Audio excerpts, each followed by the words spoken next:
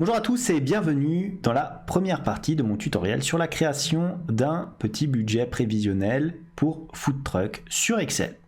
Mais tout d'abord, et comme d'habitude, si vous souhaitez aller plus loin dans les explications, je vous invite à cliquer sur les liens de formation dans la description. Et si vous ne souhaitez pas rater mes vidéos sur la comptabilité, la finance et l'utilisation des outils tels qu'Excel dans le monde de l'entreprise, n'hésitez pas à vous abonner à la chaîne. De plus, pour ceux qui souhaiteraient uniquement acquérir le fichier sans passer par le tutoriel vidéo, sachez que tous les documents sont disponibles en illimité et dans leur version finalisée pour mes contributeurs Patreon, plateforme dont vous trouverez le lien en description. Alors pour démarrer ce tutoriel, on va faire comme à chaque fois, on va commencer par la mise en forme. Alors on va mettre éventuellement budget Food Truck, comme ceci. Voilà. Ensuite, on va avoir les différents paramètres à remplir. Donc on va commencer par quoi? On va remplir déjà l'année en question. Ensuite, le prix de vente moyen. On va abréger un prix vente repas moyen. Voilà. Ensuite, achat de matières premières. Voilà. Ensuite, on va avoir quoi? On va avoir tout ce qui est relatif au prix des emballages. Et bien entendu, repas, voilà, comme ça. Hop. Ensuite, on aura quoi? Le nombre de couverts par jour. Donc, on va mettre nombre couverts, bien entendu, par jour. Puis, la distance journalière. Puisque c'est un food truck, hein. Le coût du carburant. Alors là, le coût du carburant, ça sera pour 100 km. Voilà, pour simplifier nos calculs. Ensuite, on va en déduire le coût bien entendu par kilomètre. Puis l'achat du véhicule.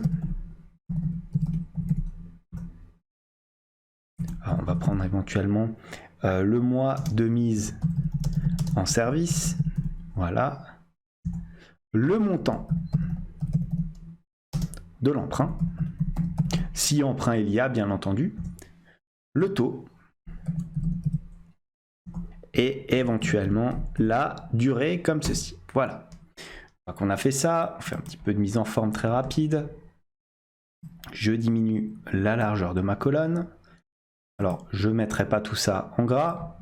Je vais mettre, par contre, des petites bordures à chaque fois, afin de bien délimiter ma zone. Voilà, comme ça, bon, je l'ai fait en manuel, j'aurais pu le faire, bien entendu, avec la petite flèche. Donc là, on a nos différents éléments.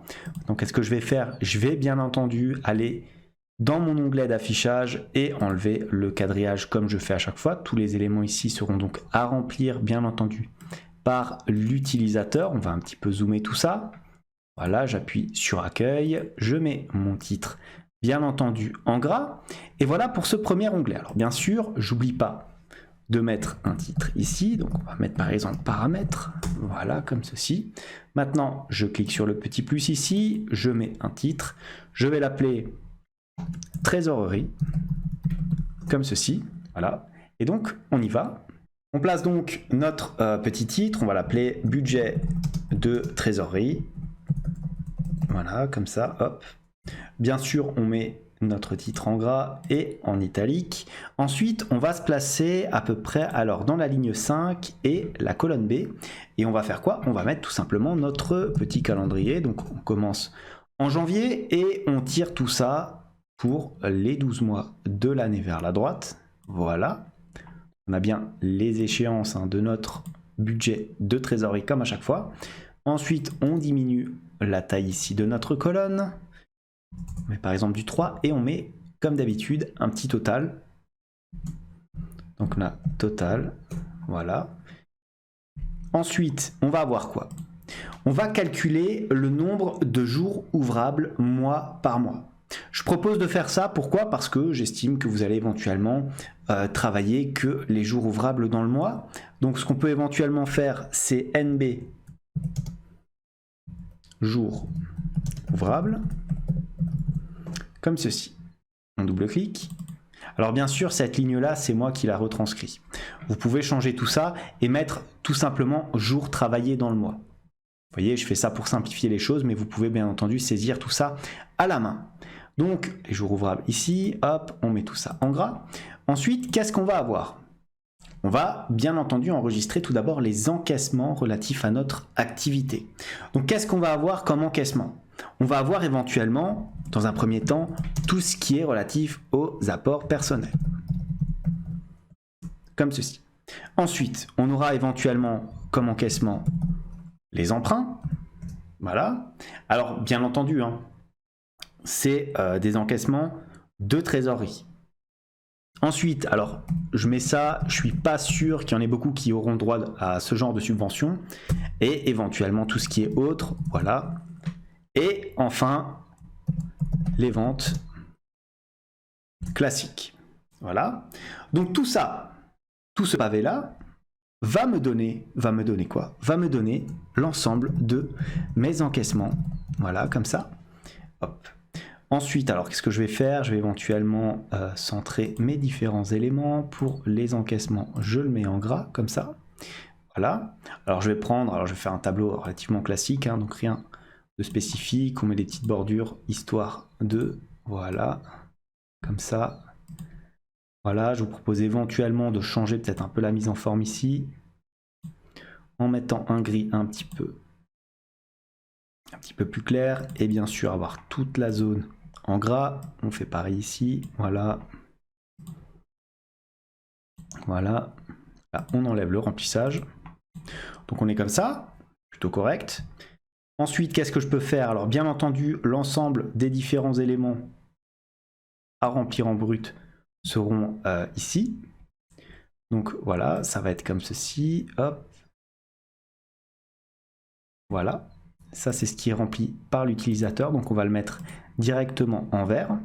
Ensuite, une fois qu'on a les encaissements, on va éventuellement avoir l'ensemble, disons, des différentes immobilisations. Donc on aura quoi? Immobilisation incorporelle et bien entendu les immobilisations corporelles. Voilà, et tout ça, ça va nous donner quoi? Ça va nous donner la valeur globale de mes immobilisations, comme ceci. On copie la mise en forme, on la colle ici, donc c'est très bien. On écarte un petit peu la colonne, voilà. Hop, on met des bordures donc classiques, hein, comme on fait à chaque fois. Voilà, donc pour les immobilisations incorporelles, là, ça sera à remplir, bien entendu, par l'utilisateur, comme ceci. Et les immobilisations corporelles, là, on est véritablement dans l'achat de matériel, notamment de votre véhicule. Par conséquent, ça sera une formule, donc on ne met pas de case verte. Une fois qu'on a ça, on va démarrer maintenant les autres décaissements, donc l'ensemble des différents éléments. Alors, quels seront les éléments constitutifs de ces décaissements?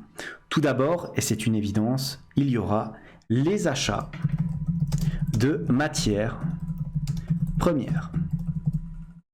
Ensuite, tout ce qui est emballage, carburant. On va mettre éventuellement les frais de parking, ça peut être pertinent. Tout ce qui est assurance, bien entendu. Alors, frais de communication. Alors là, bien entendu, ça peut être tout ce qui est téléphone ou éventuellement tout ce qui est relatif aux flyers et ce genre de choses. Voilà, frais de communication. Ensuite, on aura les honoraires. Ça peut être par exemple les honoraires comptables. Le loyer éventuel, même si je ne pense pas que vous en auriez spécialement pour un food truck. Ensuite, les échéances d'emprunt, très important. La rémunération du dirigeant.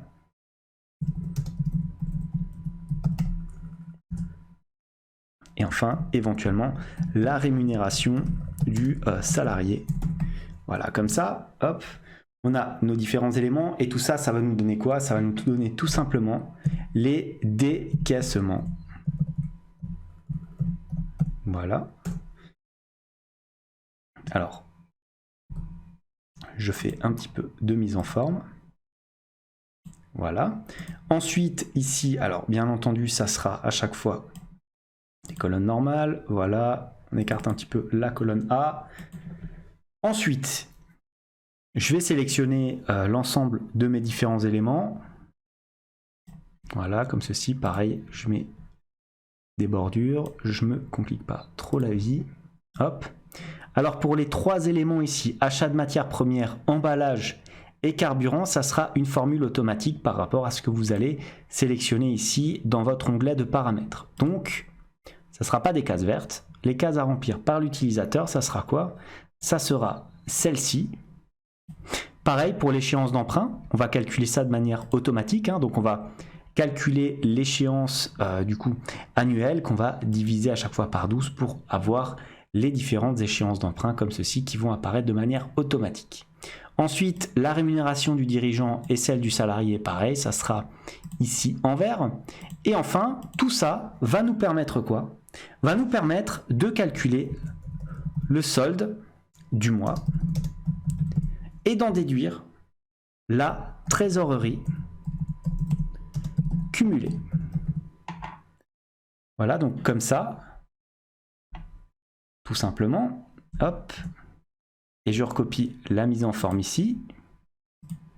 Voilà, c'est un titre, la trésorerie cumulée qui vient donc se placer dans cette zone-là. Voilà, on remet les bordures ici. Donc je regarde si je n'ai rien oublié, donc je démarre bien avec les encaissements, les immobilisations, les décaissements, ce qui me donne donc la trésorerie cumulée. Je vérifie que je n'ai rien éventuellement oublié. Qu'est-ce que j'ai ici? J'ai l'ensemble des achats ici de matières premières, les emballages, carburant, parking, assurance. Alors attention là, j'ai oublié de sauter une ligne, hop, je l'insère. Voilà, assurance comme ceci, et les frais de communication, c'est bien entendu en dessous. Voilà, hop. Donc là, on a les frais de communication, les honoraires, loyer, échéance d'emprunt, rémunération du dirigeant, du salarié, et donc la trésorerie cumulée. Voilà, une fois que j'ai fait ça, alors qu'est-ce que je peux faire? Pour l'instant, j'ai tout fait. Donc, je vais bien entendu aller dans affichage, enlever le quadrillage comme ceci. Voilà. Je retourne ici dans accueil. Je regarde au niveau de mes paramètres. Donc voilà.